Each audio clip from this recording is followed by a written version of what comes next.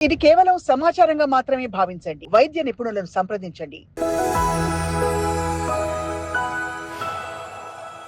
మామూలుగా pregnancy weight gain ఎంత healthy, ఎంత percentage of the body weight పెరగడం ఈజ్ నార్మల్.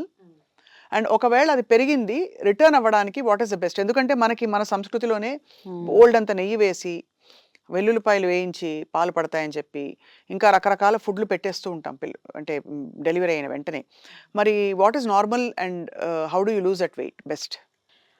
ఇట్ డిపెండ్స్ అండి. ఇప్పుడు వెయిట్ గెయిన్ మనకు స్టాండర్డ్ కొన్ని గైడ్‌లైన్స్ అట్లా ఏంటంటే మినిమమ్ ఒక 11 కేజెస్ ఆఫ్ వెయిట్ ప్రెగ్నెన్సీలో పెరిగితే సరిపోతుంది అని ఉంది. కానీ depends on person to person. ఇప్పుడు depends on the BMI body mass index.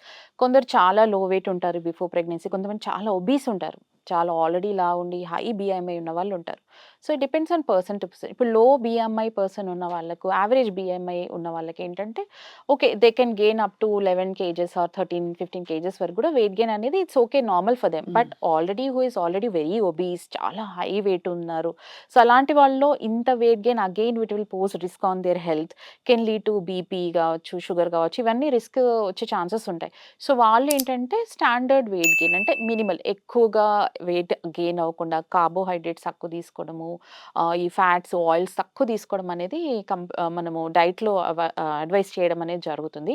Post partum గూడా వెయిట్ లాస్ అనేది ఇట్ విల్ టేక్ టైమ్. ఇమ్మీడియేట్‌గా కొంతమందికి ఇమ్మీడియేట్ వెయిట్ లాస్ అవుతారు. నేచురల్‌గా ఏం ఎక్సర్సైజ్ చేయకుండా కూడా చాలామంది వెయిట్ లాస్ అవుతారు. కొంతమందికేంటంటే ఆల్రెడీ హై బీఎంఐ ఉన్నవాళ్ళు, చాలా ఓన్లీ ప్రెగ్నెన్సీలో చాలా ఓవర్ వెయిట్ అయిన వాళ్ళు it will take some time for them to settle down.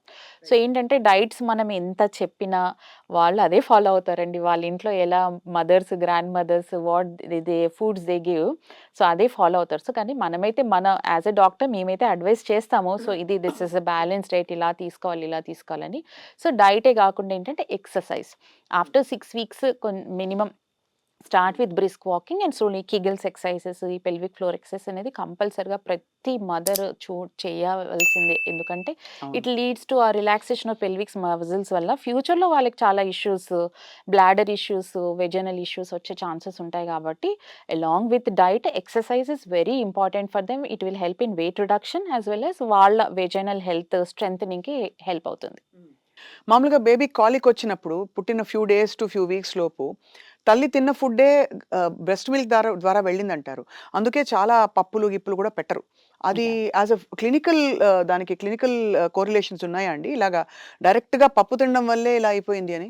పప్పు అని కాదు. కొన్ని రకాలు ఇప్పుడు చాలా ఓవర్ స్పైసీ ఫుడ్స్ అది తీసుకున్నప్పుడు గాని నార్మల్‌గానే థాట్ మనం ఈస్ చెప్తాం.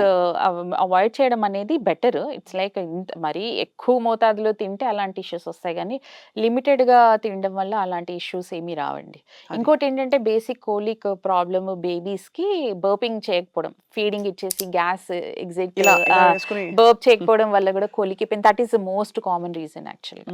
సో మొత్తం మీద డాక్టర్ రజని గారు pregnancy to delivery and post partum recovery what is the best advice మీరు తల్లిదండ్రులకి, ముఖ్యంగా తల్లులకి వాళ్ళ హెల్త్ ప్రీ ప్రెగ్నెన్సీ ప్రిపేర్ చేసుకోవడానికి?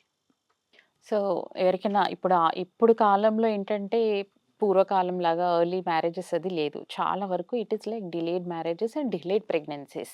సో, ఈ మ్యారేజ్ అయిన తర్వాత ప్రెగ్నెన్సీ ప్లాన్ చేసుకునే వాళ్ళందరికీ వాట్ ఐ అడ్వైస్, ఒక ప్రీ కన్సెప్షన్ కౌన్సెలింగ్ ఒకసారి డాక్టర్ దగ్గరికెళ్ళేసి, సో, మీకు ఆల్రెడీ ఏమైనా ఇష్యూస్ ఉన్నాయా చూసుకోవడము, ఒక just general base line investigations చేసుకోవడం, ఏమైనా థైరాయిడ్ ఇష్యూస్ ఉన్నాయా, ఇంకేదైనా ప్రాబ్లమ్స్ ఉన్నాయా ముందే చూసుకొని, ఫోలిక్ యాసిడ్ సప్లిమెంట్స్ అనేవి ప్రీ ప్రెగ్నెన్సీ నుంచే స్టార్ట్ చేస్తే చాలా వరకు కొన్ని రకాల ప్రాబ్లమ్స్‌ని అవాయిడ్ చేయవచ్చు. And when you become pregnant, pregnancy positive అయిన తర్వాత రెగ్యులర్ యాంటీనేటల్ విజిట్స్ ప్రాపర్‌గా ఎవ్రీ మంత్ ఎళ్లి మీ డాక్టర్‌ని, గైనకాలజిస్ట్ సంప్రదించి, సో డైట్ గురించి, ఎక్సర్‌సైజెస్ గురించి, వాటెవర్ ఇన్వెస్టిగేషన్స్ అన్ని రెగ్యులర్ హెల్త్ చెకప్ చేసుకోవడం అనేది చాలా అవసరము. So keep in touch with your doctor where you are comfortable with. And post partum also ప్రెగ్నెన్సీయే కాదు, 9 మంత్స్ ఆఫ్ ప్రెగ్నెన్సీ కాదు, post partum period is also very important. So చాలా వరకు ఏంటంటే ఫోకస్ అంతా 9 మంత్స్ ఉంచి తర్వాత నెగ్లెక్ట్ చేసుకుంటారు. అలా కాకుండా ఆఫ్టర్ డెలివరీ కూడా వాళ్ళ ఓన్ హెల్త్ చూసుకోవడం అనేది చాలా అవసరం. చాలా important. And final question doctor Rajani. చాలామంది బిడ్డల్ని వెంటనే కంటే ఆ మొత్తం అంటే ఆ పీరియడ్ అంతా కూడా వెయిట్ గెయిన్‌ని దాన్ని కూడా మేనేజ్ చేయడం మోర్ ప్రాక్టికల్ అని భావిస్తారు. What hmm. Is your best advice in మీ ఎక్స్‌పీరియన్స్‌లో? సో, మినిమమ్ స్పేసింగ్ అనేది 2-3 ఇయర్స్ అనేది కంపల్సరీగా ఉండాలండి. ఉండాలంటారు. బికాజ్ ఒక బేబీ డెలివరీ అయిన తర్వాత బేబీతో అడ్జస్ట్ అయ్యి ఫీడింగ్, బేబీకి ప్రాపర్‌గా బ్రెస్ట్ ఫీడింగ్ ఇవ్వాలి అంటే minimum 6 months to 1 year. And already ఒక సిజేరియన్ డెలివరీ అయిందనుకోండి. సిజేరియన్ డెలివరీ అయినప్పుడంటే ఆ యూట్రస్ హీలింగ్, క్లోజర్‌కి it is better that they plan at least 2-3 years later. ఎందుకంటే ఇమ్మీడియేట్ ప్రెగ్నెన్సీస్ వల్లేంటంటే కొన్ని రిస్క్స్ ఉంటాయి. రప్చర్ అయ్యే ఛాన్సెస్ ఉంటుంది. యూట్రస్ వీక్‌గా ఉంటుంది. సో, ఈ టైంలో మదర్ కూడా mentally she will be little bit better in a place to handle a next baby. Feeding గూడా ఫస్ట్ బేబీది ఎఫెక్ట్ అవ్వదు. చాలామంది మేము మదర్స్‌ని చూస్తుంటాము. బ్రెస్ట్ ఫీడింగ్‌లో ఉంటారు. అప్పుడే మళ్ళీ ఇంకొక ప్రెగ్నెన్సీ వస్తుంది. మళ్ళీ ఇది, అది మేనేజ్ చేయడం చాలా ఇబ్బందికరంగా ఫీల్ అవుతారు.